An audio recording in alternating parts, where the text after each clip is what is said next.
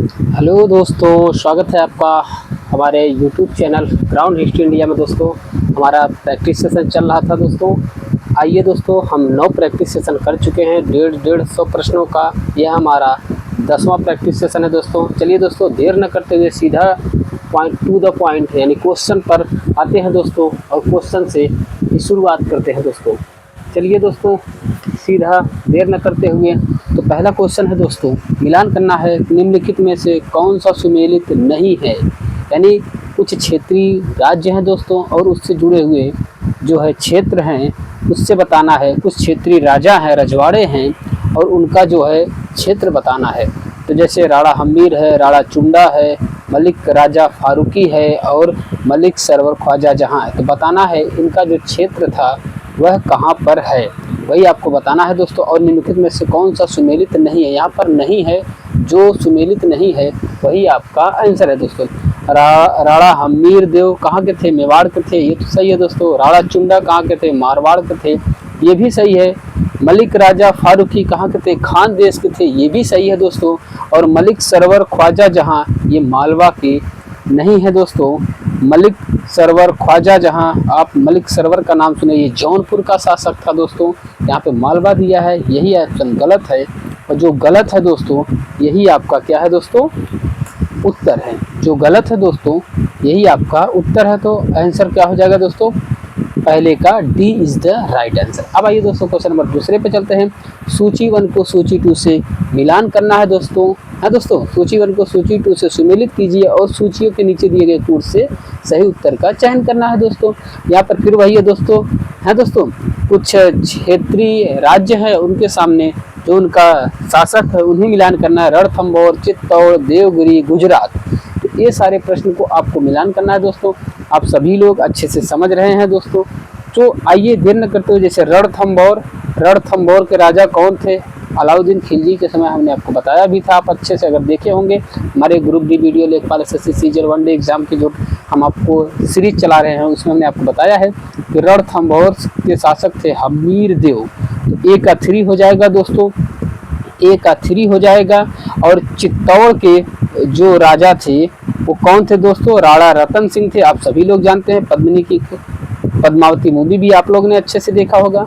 और दोस्तों देवगिरी के जो शासक थे दोस्तों, उनका नाम था राजा राय रामचंद्र। इनको रायरायन की उपाधि दिया था अलाउद्दीन खिलजी ने। तो 3, 4 और 2 हो जाएगा दोस्तों। और गुजरात के जो शासक थे वो कर्णदेव थे। हाँ दोस्तों, गुजरात के जो शासक थे वो कर्णदेव थे। तो 3, 4, 2, 1 किस में है दोस्तों, 3, 4, 2, 1 कुछ ऑप्शन नंबर डी में है। तो D is the right answer हो जाएगा दोस्तों। चलिए दोस्तों, देर न करते हुए अब चलते हैं क्वेश्चन नंबर तीसरे पे दोस्तों। क्वेश्चन नंबर तीसरा देखते हैं क्या है। क्वेश्चन नंबर तीसरा है भाई मेरे, निम्नलिखित घटनाओं पर विचार करना है। चलिए हम लोग विचार कर रहे हैं, कीजिए, तथा इन्हें कालक्रमानुसार व्यवस्थित करना है। चलिए व्यवस्थित कीजिए दोस्तों। कह रहा है कि मोहम्मद बिन तुगलक द्वारा राजधानी का स्थानांतरण, अफगानपुर षड्यंत्र, और जलालुद्दीन खिलजी की हत्या, और तराइन का द्वितीय युद्ध। तो यहाँ पर दोस्तों आप लोग एक चीज़ तो अच्छे से कंठस्थ कर लिए होंगे कि ये जो तराइन का जो द्वितीय युद्ध हुआ था, हाँ दोस्तों, मोहम्मद गोरी और पृथ्वीराज चौहान के मध्य, तो इस समय जो है दिल्ली सल्तनत की स्थापना भी नहीं हुआ था। तो इससे 4 नंबर पहले आ जाएगा। तो आप गेस भी कर सकते हैं, यहाँ पर 4 नंबर पहले आने का मतलब इससे तो आपका जो है ऑप्शन नंबर 1 ही सही हो जाएगा। लेकिन आप फिर भी जानते रहे दोस्तों, सबसे पहले तराइन का युद्ध हुआ था, फिर उसके बाद जो है दोस्तों जलालुद्दीन खिलजी की हत्या होता है, फिर उसके बाद जो है दोस्तों अफगानपुर षड्यंत्र होता है, फिर मोहम्मद बिन तुगलक द्वारा राजधानी का स्थानांतरण सबसे लास्ट में होता है। तो तीसरे का ए इज द राइट आंसर हो जाएगा दोस्तों। अब आइए दोस्तों क्वेश्चन नंबर चौथे पे चलते हैं। क्वेश्चन नंबर चौथा क्या है, 3वीं शताब्दी में वारंगल प्रसिद्ध था। बताना है दोस्तों, 3वीं शताब्दी में वारंगल प्रसिद्ध था किसके लिए दोस्तों, तांबे के बर्तनों के लिए, स्वर्ण आभूषणों के लिए, लोहे के यंत्र उपकरणों हेतु, या हाथी दांत के काम करने हेतु। तो जो 3वीं शताब्दी में जो वारंगल था दोस्तों, वह प्रसिद्ध था लोहे के उपकरणों हेतु। लोहे के उपकरणों हेतु जो 3वीं शताब्दी में वारंगल इसीलिए प्रसिद्ध था दोस्तों। क्वेश्चन नंबर चौथा हो गया दोस्तों। क्वेश्चन नंबर 5वें पे चलते हैं। क्वेश्चन नंबर 5वां क्या है दोस्तों, देखने का प्रयास करते हैं। विदेशियों को भारतीय समाज में मनु द्वारा दिया गया सामाजिक स्तर था। यानी जो विदेशी आए थे, हिंद, यवन, शक, पहलव, कुषाण और जितने भी आए थे, उनको जो है मनु स्मृति में मनु ने समाज कौन सा सामाजिक स्तर दिया था? क्षत्रियों का, ब्राह्मण क्षत्रियों का, वैश्यों का या शूद्रों का? तो आप लोग जानते नहीं होंगे, फिर भी जान जाइए दोस्तों। ब्राह्मण क्षत्रियों की जो है समाज में इनका स्तर दिए थे मनु ने। हाँ दोस्तों, अब आइए दोस्तों क्वेश्चन नंबर किस पे चलते हैं? 5वां हो गया। क्वेश्चन नंबर जो है दोस्तों 6 पे चलते हैं। क्वेश्चन नंबर 6 है, गांधी जी के ट्रस्टीशिप के सिद्धांत के प्रतिपाद्य के संबंध में निम्नलिखित युगों में कौन सा एक सही है? यानी गांधी जी के ट्रस्टीशिप के सिद्धांत के प्रतिपाद्य के संबंध में निम्नलिखित युगों में से कौन सा एक सही है? दक्षिण अफ्रीका 1903, लंदन 1904, अहमदाबाद 1906, दिल्ली 1905। तो 6 का जो आंसर है दोस्तों दक्षिण अफ्रीका, ये जो प्रवास किए थे, तो आप समझ जाइए दोस्तों 1903 में यही सही है दोस्तों। तो 6 का ए इज द राइट आंसर हो जाएगा दोस्तों। अब आइए दोस्तों क्वेश्चन नंबर किस पे चलते हैं? क्वेश्चन नंबर, गांधीवादी विचारधारा किनसे प्रभावित रही है? ये बताना है दोस्तों। आप लोगों ने, सभी लोगों ने अच्छे से जाना है और सभी लोगों ने अच्छे से समझा है कि गांधीवादी जो विचारधारा है, जो गांधी जी है दोस्तों, गांधी जी का जो नाम ही है गांधीलिज्म या गांधीवादी जो विचारधारा है, वो रस्किन बांड से भी है, रस्किन से भी है, थोरो से भी है, टॉलस्टॉय से भी है, उपरोक्त में से सभी से है। सभी के विचारों को मिला दिया जाता है, तभी बनता है गांधीवाद। हाँ दोस्तों, तो ये है दोस्तों 7वें नंबर का डी ऑप्शन सही है दोस्तों, गांधीवाद। आप समझ सकते हैं। अब आइए दोस्तों क्वेश्चन नंबर किस पे चलते हैं? क्वेश्चन नंबर 8 पे चलते हैं भाई मेरे। क्वेश्चन नंबर 8 को देखने का प्रयास करते हैं। क्या है क्वेश्चन नंबर 8? क्वेश्चन नंबर 8 है, चार्टर अधिनियम 1813 भारत के लिए महत्वपूर्ण समझे जाने का निम्नलिखित में से कौन सा एक कारण है? तो यही बताना है दोस्तों। 8वें का जो आंसर है, जैसे इनसे ईसाई मिशनरियों द्वारा भारत में प्रचार पर रोक लगा दिया गया, गलत है दोस्तों। इन्हीं के द्वारा तो ईसाई मिशनरियों का प्रचार प्रसार हो रहा था। इसने भारत के औद्योगिकरण पर जोर दिया, ये भी गलत है दोस्तों। इसने भारत के औद्योगिकरण पर जोर नहीं दिया, बल्कि जो है दोस्तों बढ़ावा जो उनको हतोत्साहित किया। इसके द्वारा भारतीयों की शिक्षा के लिए वित्तीय प्रावधान किया गया। यस, यही सही है दोस्तों। हाँ दोस्तों, ये सही है। और इसके द्वारा भारत में रेल तंत्र विकसित करने के लिए स्वीकृति दिया गया, ये भी गलत है दोस्तों। 8वें का सी इज द राइट आंसर हो जाएगा। अब आइए दोस्तों क्वेश्चन नंबर 9 पे चलते हैं। देखते हैं क्वेश्चन नंबर 9 क्या कह रहा है। क्वेश्चन नंबर 9 क्या कह रहा है? क्वेश्चन नंबर 9 क्या कह रहा है? लोक सेवाओं की परीक्षा इंग्लैंड तथा भारत में एक साथ कराने की संस्तुति निम्न में किसके द्वारा की गई थी? लोक सेवाओं की परीक्षा इंग्लैंड तथा भारत में एक साथ कराने की संस्तुति किसके द्वारा की गई थी? एचसिन आयोग द्वारा, हाम हाउस आयोग द्वारा, मॉन्टेगू चेम्सफोर्ड रिपोर्ट द्वारा, लॉर्ड कॉर्नवालिस के द्वारा। तो आप लोग जानते हैं मॉन्टेगू चेम्सफोर्ड रिपोर्ट द्वारा जो है दोस्तों, इसी के द्वारा जो है भारत और इंग्लैंड में एक साथ परीक्षा कराने की मांग किया गया था। अब आइए दोस्तों क्वेश्चन नंबर 10 पे चलते हैं। निम्नलिखित में कौन सही सुमेलित है? जो सही सुमेलित है वही आपको बताना। एलन हक, विपिन चंद्रपाल, अल हिलाल, डॉक्टर जाकिर हुसैन, तहजीब उल अखलाक, सर सैयद अहमद खान, युगांतर, अरविंद घोष। तो कौन सही सुमेलित है यही बताना है दोस्तों आपको। जो सही सुमेलित है वो तहजीब उल अखलाक सर सैयद अहमद खान के द्वारा लिखा गया था। हाँ दोस्तों, युगांतर इनके द्वारा नहीं लिखा गया है दोस्तों। अब आइए दोस्तों क्वेश्चन नंबर 10 पे चलते हैं, 11 पे चलते हैं। क्वेश्चन नंबर 11 है, सूची 1 को सूची 2 से सम्मिलित कीजिए और सूचियों के नीचे दिए गए कूट से सही उत्तर का चयन कीजिए। संविधान की अनुसूची है और विषय है और आपको इसी को जो है दोस्तों मिलान करना है। जैसे चतुर्थ जो है दोस्तों वह क्या है? चतुर्थ जो है राज्यसभा में सीटों के आवंटन से है, इसलिए 4 सही हो जाएगा। चतुर्थ जो है दोस्तों, चतुर्थ जो है राज्यसभा में सीटों के आवंटन के लिए है, तो 11 का तीसरा सही हो जाएगा, तीसरा सही हो जाएगा। और षष्टम जो है दोस्तों, छठा जो है वो क्या है दोस्तों? वह जनजाति क्षेत्रों से है, ये सही हो जाएगा। और अष्टम जो है दोस्तों वह किससे? भाषा से है, दूसरा सही हो जाएगा। और नवम जो है दोस्तों भूमि सुधार से है, तो भूमि सुधार से है, तो सी इज द राइट आंसर हो जाएगा। अब आइए दोस्तों क्वेश्चन नंबर किस पे चलते हैं? क्वेश्चन नंबर 12 पे चलते हैं। क्वेश्चन नंबर 12 पे निम्न युग्मों में कौन सा युग्म संविधान की अनुसूची या विषय सही सुमेलित नहीं है। तो जो सही सुमेलित नहीं है वही आपका आंसर है दोस्तों। तो 12 का जैसे तीसरी अनुसूची में शपथ या प्रतिज्ञान का प्रारूप है, ये भी सही है। 10वीं अनुसूची में दल परिवर्तन के आधार पर निहरता है, ये भी सही है। और 8वीं अनुसूची में भाषाएं हैं, ये भी सही है। 9वीं अनुसूची में राज्यसभा में स्थानों का आवंटन है, यही गलत है। तो यही गलत है, तो यही आपका आंसर है दोस्तों। अब आइए दोस्तों क्वेश्चन नंबर 13 पे चलते हैं। क्वेश्चन नंबर 13 क्या है। भारत का एक नागरिक अपनी नागरिकता खो देगा यदि वह 13 का क्वेश्चन जो आंसर है दोस्तों, यदि वह किसी अन्य देश की नागरिक से विवाह करता है, किसी अन्य देश के नागरिक से विवाह करता है। हाँ दोस्तों, सरकारी की आलोचना करता नहीं दोस्तों, किसी अन्य देश की नागरिकता का वो करता है। तो 13 का सी है दोस्तों। सी का मतलब केवल भारतीय नागरिकता का परित्याग करता है, एक ये भी है। और जो है दोस्तों, एक ये है, दूसरा है स्वेच्छा से अन्य देश की नागरिकता प्राप्त करता है, ये भी है दोस्तों, ये भी है।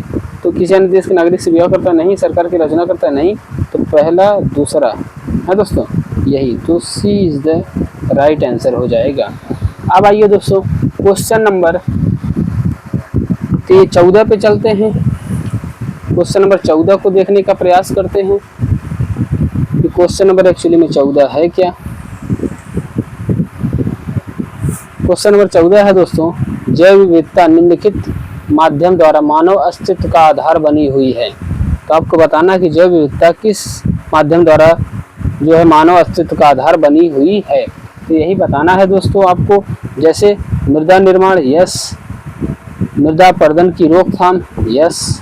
अवशिष्ट का पुनर्चक्रण, यस। सस्य परागण, ये भी सही है। तो आंसर हो जाएगा आपका B is the right answer. अब आइए दोस्तों क्वेश्चन नंबर 15 पे चलते हैं। क्वेश्चन नंबर 15 क्या कह रहा है। क्वेश्चन नंबर 15 कह रहा है, भारत का सर्वोच्च न्यायालय का परामर्शदात्री अधिकार से प्रयुक्त होता है कि वह, भारत का सर्वोच्च न्यायालय का परामर्शदात्री अधिकार से प्रयुक्त होता है कि वह क्या दोस्तों, सार्वजनिक महत्व के कानूनी या तथ्यात्मक मामलों में राष्ट्रपति को परामर्श दे सकता है, यस। यही सही है दोस्तों। सभी संवैधानिक मामलों में भारत सरकार को परामर्श दे सकता है, नहीं। विधिक मामलों में प्रधानमंत्री को परामर्श दे सकता है, नहीं। उपयुक्त सभी व्यक्तियों को परामर्श दे सकता है, नहीं। ये भी नहीं है दोस्तों, यही सही है 15 का एक। 16 पे चलते हैं दोस्तों, राष्ट्रीय विकास परिषद। राष्ट्रीय विकास परिषद क्वेश्चन नंबर 16 पे चलते हैं। क्वेश्चन नंबर 16 क्या कह रहा है। क्वेश्चन नंबर 16 क्या कह रहा है कि राष्ट्रीय विकास परिषद राष्ट्रीय योजना की उन्नति पर चर्चा करती है, राष्ट्रीय योजना के उद्देश्यों की प्राप्ति के उपाय सुझाती है, राष्ट्रीय योजना निर्माण हेतु दिशा निर्देश प्रदान करती है, योजना में धन आवंटन सुझाती है। नीचे दिए गए कूटों से सही उत्तर का चयन करना है। तो 16 का जो आंसर है दोस्तों वह क्या है, राष्ट्रीय योजना की उन्नति पर चर्चा करती है, यस। राष्ट्रीय योजना के उद्देश्यों की प्राप्ति के उपाय सुझाती है, यस, ये भी सही है। और राष्ट्रीय योजना निर्माण हेतु दिशा निर्देश प्रदान करती है, यस, ये भी सही है। और चौथा गलत है दोस्तों। तो यहाँ पर क्या हो जाएगा दोस्तों, 16 का ये सही हो जाएगा। संघ लोक सेवा आयोग एक है, बताना है दोस्तों। संघ लोक सेवा आयोग एक है, क्या है दोस्तों। 17 का आंसर आपको बताना है। तो नियामक संगठन, वैधानिक संगठन, संसदीय अध्यादेश से स्थापित संवैधानिक संगठन। अब आइए दोस्तों क्वेश्चन नंबर 18 पे चलते हैं। क्वेश्चन नंबर 18, पंचायती राज व्यवस्था। यहाँ पर बताना है दोस्तों आपको कि पंचायती राज एक व्यवस्था है, कैसा है दोस्तों। पंचायती राज एक जो व्यवस्था है यह कैसा है, तो यह बताना स्थानीय स्तर पर स्वशासन की, यस। जैव संबंधों के साथ त्रिस्तरीय अभिशासन की, यस, ये भी सही है दोस्तों, ये भी सही है। और लोकतांत्रिक विकेंद्रीकरण की, ये भी सही है। पदोसोपानिक संरचना की, ये गलत है दोस्तों। तो 18 का सी इज द राइट आंसर हो जाएगा। हाँ दोस्तों, ये गलत है। क्वेश्चन नंबर 19 पे चलते हैं। निम्नलिखित में कौन सा युग्म सही सुमेलित नहीं है? शहर है, नदी के तट पर अवस्थित है, जबलपुर, हैदराबाद, कोटा और नासिक। यही बताना है दोस्तों। जो 19 का जो आंसर है वही आपको बताना है कि कौन सा निम्नलिखित में से कौन सा युग्म सही सुमेलित नहीं है। तो जबलपुर जो है दोस्तों नर्मदा नदी के तट पर स्थित है जबलपुर। यस। हैदराबाद कृष्णा नदी के तट पर नहीं दोस्तों, हैदराबाद कृष्णा नदी के तट पर नहीं है, हैदराबाद जो है मूसी नदी के तट पर है। हाँ दोस्तों, कोटा चंबल नदी के तट पर है, यस ये भी सही है। नासिक गोदावरी नदी के तट पर है, ये भी सही है। तो B is the right answer हो जाएगा, क्योंकि जो गलत है वही आपसे पूछा है दोस्तों। अब आइए दोस्तों क्वेश्चन नंबर किस पे चलते हैं? क्वेश्चन नंबर चलते हैं 20 पे। क्या है क्वेश्चन नंबर 20? थोड़ा सा देखने का प्रयास करते हैं क्वेश्चन नंबर 20 है क्या। देखिए दोस्तों क्वेश्चन नंबर 20 है, निम्नलिखित में से कौन सा सही सुमेलित नहीं है? हुंडरू प्रपात, चचाई प्रपात, धुआंधार प्रपात, बूढ़ा घाट प्रपात। तो 20 का जो आंसर है दोस्तों, हुंडरू प्रपात स्वर्ण रेखा नदी पर है, यह सही है। चचाई प्रपात बीहड़ नदी के तट पर, ये भी सही है। धुआंधार प्रपात नर्मदा नदी के तट पर, ये भी सही है। बूढ़ा घाट प्रपात कांची नदी के तट पर है, यही गलत है। हाँ दोस्तों, जो गलत है यही आपका B is the right answer है दोस्तों। अब आइए दोस्तों क्वेश्चन नंबर 21 पे चलते हैं। क्वेश्चन नंबर 21 क्या है? सूची 1 को सूची 2 से सुमेलित कीजिए तथा नीचे दिए गए कूट से सही उत्तर चुनिए। खाद्य उत्पादन में वृद्धि, दुग्ध उत्पादन, मत्स्य पालन और उर्वरक। हरित क्रांति, नीली क्रांति, श्वेत क्रांति, भूरी क्रांति। तो खाद्य उत्पादन किसमें हुआ था सबसे ज्यादा? दुग्ध उत्पादन किसमें हुआ था, या किस क्रांति के नाम से जाना जाता है खाद्य उत्पादन को? किस क्रांति के नाम से दुग्ध उत्पादन को? और किस क्रांति के नाम से मत्स्य उत्पादन को? और किस क्रांति के नाम को जो है दोस्तों उर्वरक उत्पादन को जाना जाता है? यही आपसे मिलान करके पूछा गया है। तो खाद्य उत्पादन में वृद्धि हरित क्रांति से है, ये तो सही है। दुग्ध उत्पादन में नील क्रांति है, ये भी सही है। मत्स्य पालन में श्वेत क्रांति है, ये भी सही है। उर्वरक में जो है दोस्तों A2A1B3 गलत हो गया दोस्तों। खाद्य उत्पादन जो है दोस्तों हरित क्रांति से सही है। ये जो दुग्ध उत्पादन है दोस्तों ये जो है श्वेत क्रांति से है, और मत्स्य उत्पादन नीली क्रांति से है। हाँ दोस्तों, और उर्वरक उत्पादन भूरी क्रांति से है। तो ए इज द राइट आंसर हो जाएगा यहाँ पर दोस्तों। जल्दी जल्दी में गड़बड़ हो गया प्रश्न। अब आइए दोस्तों क्वेश्चन नंबर किस पे चलते हैं दोस्तों? क्वेश्चन नंबर 22 पे चलते हैं। 22 क्या है? निम्नलिखित में से कौन सा एक सही सुमेलित है? उत्तर प्रदेश, असम, गुजरात, केरल। बताना है कि कौन से सही सुमेलित हैं, यानी एक सही सुमेलित है और 3 सही सुमेलित नहीं है। तो जैसे उत्तर प्रदेश जूट के लिए गलत है, ज़्यादा जाना जाता। असम गेहूं के लिए गलत है। गुजरात चाय के लिए गलत है। केरल रबड़ के लिए ये सही है। तो 22 का D is the right answer हो जाएगा। अब आइए दोस्तों क्वेश्चन नंबर 23 पे चलते हैं। दक्षिण पूर्व एशिया में स्थित बोर्नियो द्वीप के संदर्भ में निम्नलिखित में से कौन सा कथन सही है? यानी दक्षिण पूर्व एशिया में स्थित बोर्नियो, यह 3 देशों में विभाजित है, ये तो सही है। ये इनकी उत्पत्ति ज्वालामुखी निक्षेप के द्वारा हुई है। बताना है दोस्तों बोर्नियो द्वीप के संबंध में यह प्रश्न पूछा है। तो क्या है दोस्तों? 1 तथा 2 दोनों, यस ये भी सही है, ये भी सही है। ऑप्शन नंबर 23 का ए इज द राइट आंसर हो जाएगा। अब आइए दोस्तों क्वेश्चन नंबर किस पे चलते हैं? क्वेश्चन नंबर जो है दोस्तों 24 पे चलते हैं। क्वेश्चन नंबर 24 क्या है? प्रशांत महासागर में स्थित गैलापागोस द्वीप समूह के संदर्भ में निम्नलिखित में से कौन सा कथन सही है? प्रशांत महासागर में स्थित गैलापागोस द्वीप समूह के संदर्भ में निम्नलिखित में से कौन सा कथन सही है, यही बताना है दोस्तों आपको। 24 का जैसे इनकी उत्पत्ति ज्वालामुखी गतिविधि के द्वारा हुई है, यस ये तो सही है। ये दक्षिण अमेरिकी राष्ट्र पेरू का हिस्सा है, गलत। तो 24 का ए इज द राइट आंसर हो जाएगा। 24 का ए इज द राइट आंसर हो जाएगा। अब आइए दोस्तों क्वेश्चन नंबर 25 पे चलते हैं। क्वेश्चन नंबर 25 क्या है कि निम्नलिखित में से किसको पर्ल ऑफ साइबेरिया कहा जाता है? निम्नलिखित में से किसको पर्ल ऑफ साइबेरिया कहा जाता है? तो आपको बताना है दोस्तों किसे पर्ल ऑफ साइबेरिया कहा जाता है। बैकाल झील को, बैकाल झील को पर्ल ऑफ साइबेरिया कहा जाता है। अब दोस्तों क्वेश्चन नंबर 26 बताना, निम्नलिखित में से कौन एक सुमेलित नहीं है? यानी 3 सुमेलित हैं और एक सुमेलित नहीं है। जो सुमेलित नहीं है वही आपका आंसर। जैसे कोपेनहेगन डेनमार्क में है, ये सही है दोस्तों। बर्लिन जर्मनी में है, बर्लिन जो है दोस्तों जर्मनी में कौन सा एक सुमेलित नहीं है? बर्लिन जर्मनी में है, यही गलत है दोस्तों। पेरिस फ्रांस में है, ये भी सही है। ओस्लो नॉर्वे में, ये भी सही है। तो B is the right answer हो जाएगा दोस्तों, B is the right answer हो जाएगा। अब आइए दोस्तों क्वेश्चन नंबर चलते हैं कहाँ पर दोस्तों? क्वेश्चन नंबर 27 पे चलते हैं। देखते हैं क्वेश्चन नंबर 27 क्या है।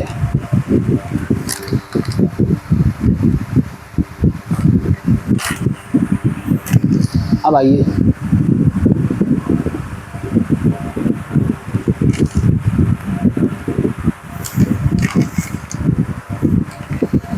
क्वेश्चन नंबर 27 क्या है थोड़ा देखते हैं।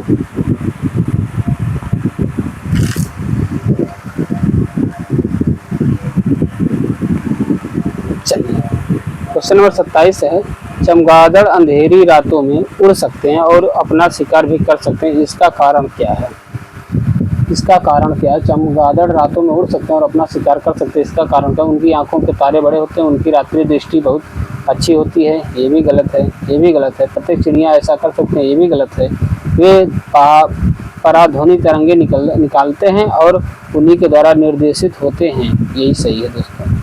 अब आइए दोस्तों क्वेश्चन नंबर 28 पे चलते हैं कि निम्नलिखित कथनों पर विचार कीजिए। हृदय अपस्रव्य आवृत्ति पर कंपन करता है। ध्वनि की गति गैस में द्रव एवं ठोस की तुलना में अधिक होती है। माइक संख्या ध्वनि की गति वर्णित करने के लिए प्रयोग में लाते हैं। या पराश्रव ध्वनि की आवृत्ति 20,000 हर्ट्ज से अधिक होती है। तो बताना है दोस्तों कि निम्नलिखित कथनों पर विचार करना कि कौन कौन से सही हैं। तो 28 का जो आंसर होगा भाई मेरे वो हो जाएगा क्या कि हृदय अपस्रव ध्वनियों पर कंपन करता है, अपस्रव आवृत्ति पर कंपन करता है, गलत है दोस्तों। ध्वनि की गति गैस में द्रव एवं ठोस की तुलना में अधिक होती है, यस ये सही है। माइक संख्या ध्वनि की गति वर्णित करने के लिए प्रयोग में लाते हैं, ये भी सही है। और प्रस्रव ध्वनि की आवृत्ति 20,000 हर्ट्ज से अधिक होती है, ये भी सही है। तो 28 का सी इज द राइट आंसर हो जाएगा। 28 का सी इज द राइट आंसर हो जाएगा। अब आइए दोस्तों क्वेश्चन नंबर 29 पे चलते हैं।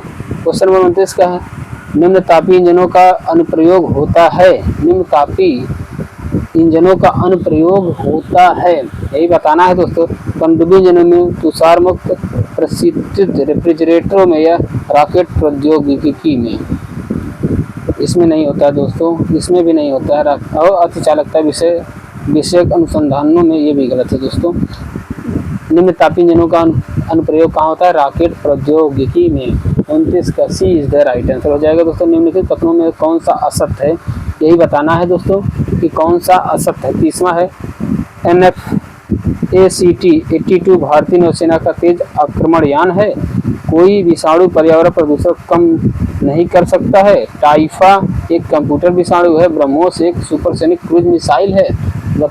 पूछा है कि कौन सा इसमें जो है दोस्तों असत्य है। जो असत्य है वही आपका आंसर है। तो कोई विषाणु पर्यावरण प्रदूषण कम नहीं कर सकता है, गलत है दोस्तों, कर सकता है ना दोस्तों। यही असत्य है, यही असत्य है, यही असत्य है, ये भी सत्य है, ये भी सत्य है, ये भी सत्य है, यही असत्य है। और जो असत्य है यही आपका जो है दोस्तों क्या है? आंसर है, यही आपका आंसर है। अब आइए दोस्तों क्वेश्चन नंबर किस पे चलते हैं? क्वेश्चन नंबर 30 पे चलते हैं। क्वेश्चन नंबर 30 को देखने का प्रयास करते हैं। क्वेश्चन नंबर 30 है क्या? 31 दोस्तों माफ करिएगा, 31। निम्न में कौन सुमेलित क्रम में है? यानी निम्न में कौन सुमेलित क्रम में है, आपको यही बताना है।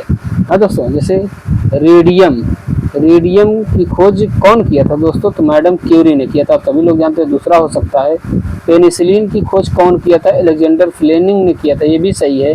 और एक्सरे की खोज कौन किया था दोस्तों? एक्सरे तो डब्ल्यू के रॉन्टजन ने किया था, 4 हो सकता है। और चेचक के टीके की खोज कौन किया था दोस्तों? चेचक के टीके की खोज कौन किया था? एडवर्ड जेनर ने।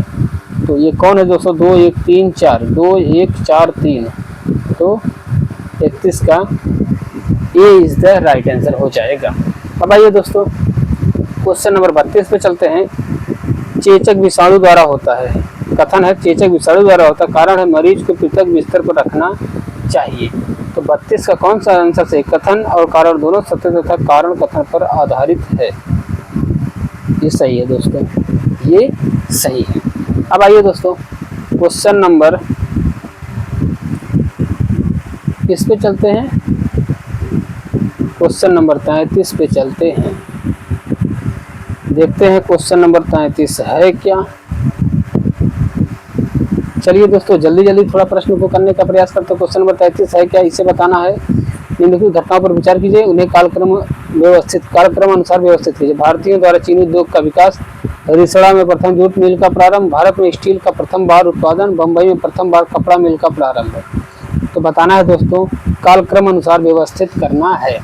कब कब किए थे? 33 का है दोस्तों। तो भारतीयों द्वारा चीनी उद्योग का विकास पहली बार किया गया था, यस, ये तो सही हो जाएगा। रिसड़ा में प्रथम जूट मिल का आरंभ, यस, ये भी सही है दोस्तों। रिसड़ा में प्रथम जूट मिल का आरंभ हुआ था। भारत में स्टील का प्रथम बार उत्पादन बाद में हुआ था दोस्तों। इसके पहले बम्बई में प्रथम बार कपड़ा मिल का प्रारंभ हो गया था, और भारत में स्टील का प्रथम बार उत्पादन उसके बाद हुआ था। तो 1 2 4 3 1 2 4 3 33 का ए इज द राइट आंसर हो जाएगा। 33 का ए इज द राइट आंसर हो जाएगा। अब आइए दोस्तों क्वेश्चन नंबर 34 पे चलते हैं। मीरा सेठ समिति का संबंध किससे था? मीरा सेठ समिति का संबंध किससे था? तो 34 का बताना है दोस्तों, हथकरघा के विकास से। मीरा सेठ समिति का संबंध किससे था? तो हथकरघा विकास से था दोस्तों। अब आइए दोस्तों क्वेश्चन नंबर 35 पे चलते हैं। गरीबी उन्मूलन का नारा किस पंचवर्षीय योजना में दिया गया था? गरीबी उन्मूलन का नारा किस पंचवर्षीय योजना में दिया गया था? 5वीं पंचवर्षीय योजना में दिया गया था, 5वीं पंचवर्षीय योजना में दिया गया था, आप सभी लोग जानते हैं। क्वेश्चन नंबर 36 पे चलते हैं। सूची 1 को सूची 2 से सम्मिलित कीजिए और सूचियों के नीचे दिए गए कूट का प्रयोग करके सही उत्तर चुनिए। सूची 1, सूची 2। प्रथम पंचवर्षीय योजना, द्वितीय पंचवर्षीय, चतुर्थ पंचवर्षीय और छठी पंचवर्षीय योजना। तो आपको बताना है दोस्तों जो ये सही है या नहीं। तो जो प्रथम पंचवर्षीय योजना आई थी दोस्तों, वो आई थी 1951 से 56 में, तो आप सभी लोग जानते हैं। तो दूसरा हो जाएगा। और तृतीय पंचवर्षीय योजना जो आई थी दोस्तों, तृतीय पंचवर्षीय योजना जो आई थी वो आई थी दोस्तों 1961 से 66 में, है दोस्तों। और 1961 से 66 में। तो चतुर्थ पंचवर्षीय योजना जो आई थी दोस्तों 1967 से 69 से 74 में। और छठी पंचवर्षीय योजना जो आई थी 80 से कितने दोस्तों? 80 से 85 में। तो 2 3 4 1 2 3 4 1, तो B is the right answer हो जाएगा 36 का। B is the right answer हो जाएगा। ऐसे ही जब तक डीप में नहीं आएगा दोस्तों, तब तक आप प्रश्नों का जवाब नहीं दे पाएंगे। तो प्रथम पंचवर्षीय योजना आप सभी लोग जानते हैं 1951 से 56 में आई थी। और द्वितीय पंचवर्षीय योजना जानते हैं 56 से जो है 61 तक चला था। लेकिन यहाँ पर तृतीय पंचवर्षीय योजना पूछा। तृतीय पंचवर्षीय योजना कब आई थी? 61 से 66 तक आई थी, आप ये भी जानते हैं। और चतुर्थ पंचवर्षीय योजना जो आई थी 69 से 74 तक। और छठी पंचवर्षीय योजना जो आई थी 80 से 85 तक, आप ये जानते हैं दोस्तों। अब आइए दोस्तों क्वेश्चन नंबर 37 पे चलते हैं। क्या है क्वेश्चन नंबर 37? थोड़ा सा इसे देखने का प्रयास करते हैं। 20 सूत्री आर्थिक कार्यक्रम सर्वप्रथम प्रारंभ किया गया था किस वर्ष में? 20 सूत्री आर्थिक कार्यक्रम सर्वप्रथम प्रारंभ किया गया था, तो बताना है। तो 37 का जो आंसर है दोस्तों वो है 1975 में। 20 सूत्री आर्थिक कार्यक्रम सर्वप्रथम प्रारंभ किया गया था 1975 में। तो 37 का B is the right answer हो जाएगा दोस्तों। 38 पे चलते हैं। यूएसए के विदेश मंत्रालय ने किसे अंतर्राष्ट्रीय भ्रष्टाचार विरोधी चैंपियन पुरस्कार से सम्मानित किया गया है। ये दोस्तों अगर आप यूपीपीसीएस आरओ की परीक्षा देना चाहते थे प्रश्न आपके लिए है, अन्यथा आप छोड़ सकते हैं क्योंकि ये 2023 का करंट है। तो 38 का जो आंसर होगा दोस्तों वो हो जाएगा निखिल डे को। यूएसए के विदेश मंत्रालय ने किसी अंतर्राष्ट्रीय भ्रष्टाचार विरोधी चैंपियन पुरस्कार से सम्मानित किया है, तो निखिल डे को। अब भाई दोस्तों क्वेश्चन नंबर 39 पे चलते हैं। कलावुरागी ओपन टेनिस 2023 का पुरुष एकल वर्ग के विजेता कौन है दोस्तों, यह प्रश्न नहीं पूछा जाएगा। अब आइए दोस्तों क्वेश्चन नंबर 30 पे चलते हैं। क्वेश्चन नंबर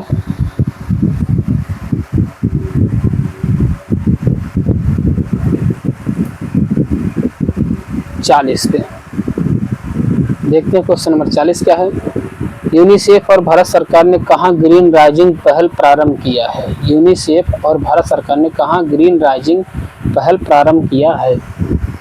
तो 40 का जो आंसर है भाई मेरे वो है यूएई में, संयुक्त अरब अमीरात में।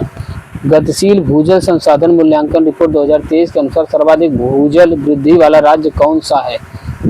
यूपीपीसीएस आरओ वाले केवल ध्यान देंगे दोस्तों, और लोगों के लिए इम्पॉर्टेंट नहीं है। ग्रुप डी वीडियो लेखपाल के लिए ये इम्पॉर्टेंट नहीं है, लेकिन आप आरओ की परीक्षा देना चाहते हैं, यूपीपीसीएस प्रीलिम्स देना चाहते हैं तो 2 साल का कवर करंट आपको करना पड़ेगा।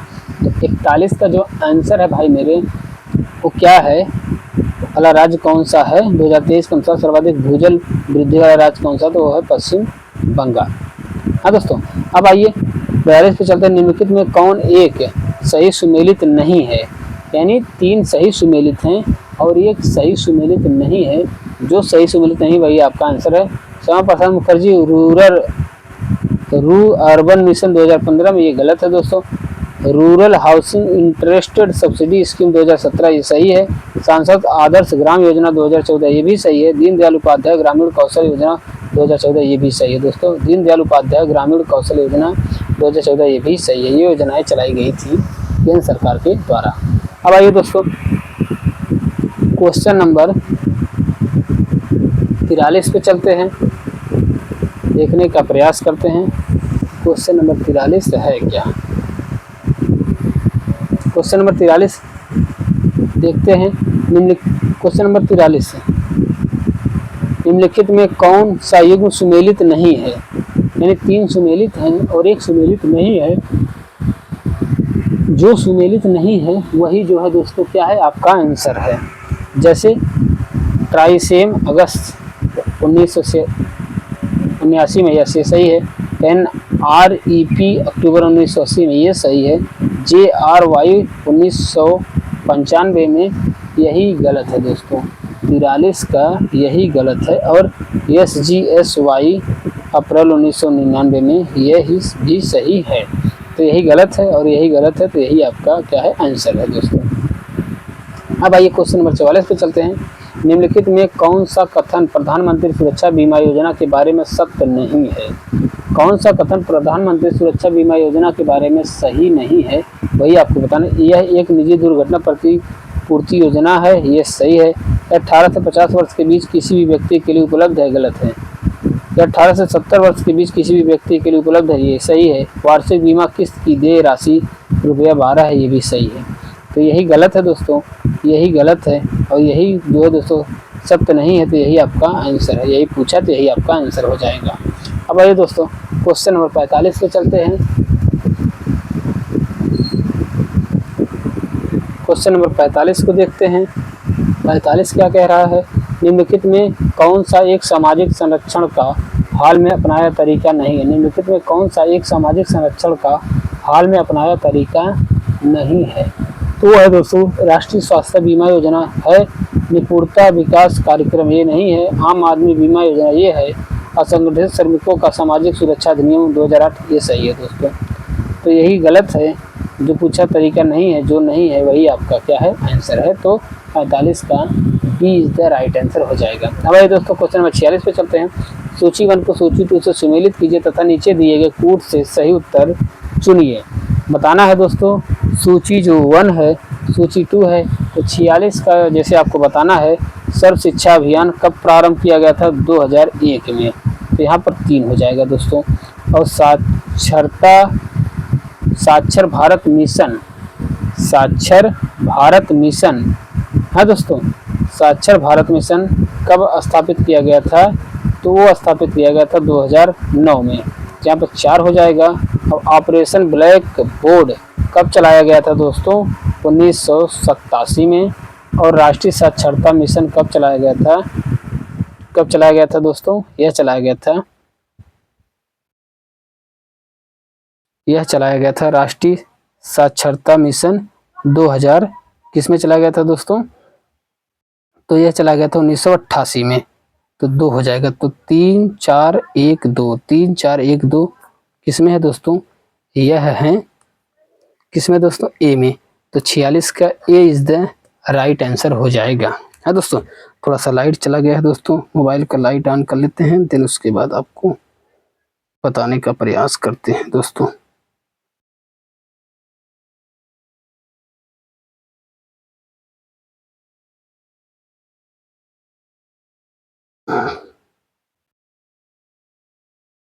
नहीं चल रहा है लाइट। चलिए आइए दोस्तों, अब 46 क्वेश्चन हो गया। क्वेश्चन नंबर अब किस पे चलते हैं दोस्तों? क्वेश्चन नंबर 47 पे चलते हैं, देखने का प्रयास करते हैं क्वेश्चन नंबर 47 है क्या। क्वेश्चन नंबर 47 है दोस्तों, का पार्ट का संबंध है। ये कंप्यूटर से है दोस्तों, कंप्यूटर से क्वेश्चन है कि का पार्ट का संबंध है, यही बताना कि का पार्ट का संबंध किससे है। हाँ दोस्तों, तो 47 का जो आंसर है दोस्तों वो क्या है? का पार्ट का संबंध किससे है? तो का पार्ट का संबंध कंप्यूटर हार्डवेयर से है। हाँ दोस्तों, 48 पे चलते हैं। 2022-23 के लिए गरीबी उन्मूलन के लिए अंतर्राष्ट्रीय दिवस का विषय क्या था? आरओ और यूपीपीसीएस की परीक्षा देना चाहते हैं दोस्तों, उनके लिए महत्वपूर्ण है ये प्रश्न, और लोगों के लिए नहीं है। तो 48 का जो ए आंसर है दोस्तों वो है व्यवहार में सभी के लिए गरिमा। यही है दोस्तों थीम इसकी 2023 की गरीबी उन्मूलन के लिए। 49 नंबर पे चलते हैं दोस्तों। 49 नंबर का जो क्वेश्चन है, कथन ये है, विकास की ऊंची दर के साथ शिक्षित बेरोजगारी बढ़ती है। यस। और कारण क्या है? यह तब ही होता है जब व्यावसायिक शिक्षा की कमी होती है। तो 49 का जो आंसर है दोस्तों क्या है? ए तथा दोनों सही और आर ए की सही व्याख्या करता है। ये दोनों स्टेटमेंट सही है दोस्तों, और कथन कारण की सही व्याख्या भी करता है। क्वेश्चन नंबर 50 पे चलते हैं। व्यवहार संतुलन में निम्नलिखित में से कौन सम्मिलित होता है? व्यवहार संतुलन में निम्नलिखित में से कौन सम्मिलित होता है, ये बताना है दोस्तों आपको। तो 50 का जो आंसर है दोस्तों वो है सेवाएं, भुगतान का हस्तांतरण, उपर्युक्त सभी या माल। तो माल है दोस्तों। व्यवहार संतुलन निम्नलिखित में से कौन सम्मिलित होता है? तो माल सम्मिलित होता है। अब आइए दोस्तों क्वेश्चन नंबर किस पे चलते हैं? क्वेश्चन नंबर 51 पे चलते हैं। भुगतान संतुलन शब्द का प्रयोग निम्नलिखित में से किसके संदर्भ में किया गया था? तो ये दोस्तों 50 क्वेश्चन था। इसके बाद अगले क्लास में बताने का प्रयास करते हैं। बहुत बहुत आभार दोस्तों आप लोगों का। चैनल पे नए हैं तो चैनल को जरूर सब्सक्राइब करें भाई मेरे। 50 क्वेश्चन किसके आगे बताने का प्रयास करेंगे। बहुत बहुत स्वागत है दोस्तों आप लोगों का हमारे चैनल ग्राउंड हिस्ट इंडिया में। आप लोगों तक मैसेज पहुंच रहा है दोस्तों, भाई मेरे चैनल को जरूर सब्सक्राइब करें। आप लोगों को ऐसे वीडियोस प्रैक्टिस बराबर निरंतर मिलते रहेंगे। धन्यवाद।